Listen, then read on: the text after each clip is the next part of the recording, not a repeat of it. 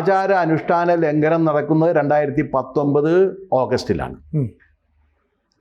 2019 ഓഗസ്റ്റിൽ ഈ ആചാര അനുഷ്ഠാന ലംഘനം നടത്തിയിട്ട് ഈ തന്ത്രി കുടുംബം ഇതറിഞ്ഞില്ലേ? മൂലമന്ത്രത്തിൻ്റെ സൂക്ഷിപ്പുകാർ തന്ത്രിമാരാണല്ലോ. അതാണ് തന്ത്രിമാർക്കുള്ള അധികാരം. അല്ലാണ്ട് തന്ത്രിമാർക്ക് ക്ഷേത്രത്തിൽ വേറെ അധികാരങ്ങളൊന്നുമില്ല. മൂലമന്ത്രത്തിൻ്റെ സൂക്ഷിപ്പുകാരാണ്.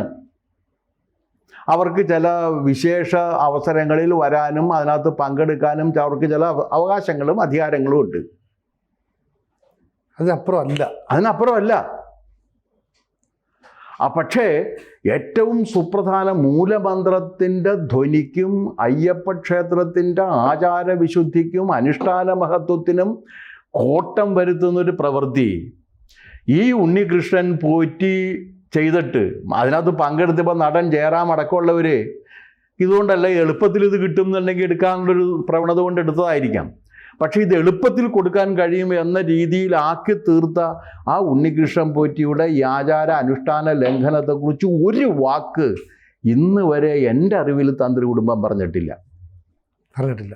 നിങ്ങൾ കേട്ടിട്ടുണ്ടോ? ഇല്ല. ഇത് തട്ടിപ്പോയി എന്ന് പറഞ്ഞിട്ടുണ്ടോ? ഇല്ല.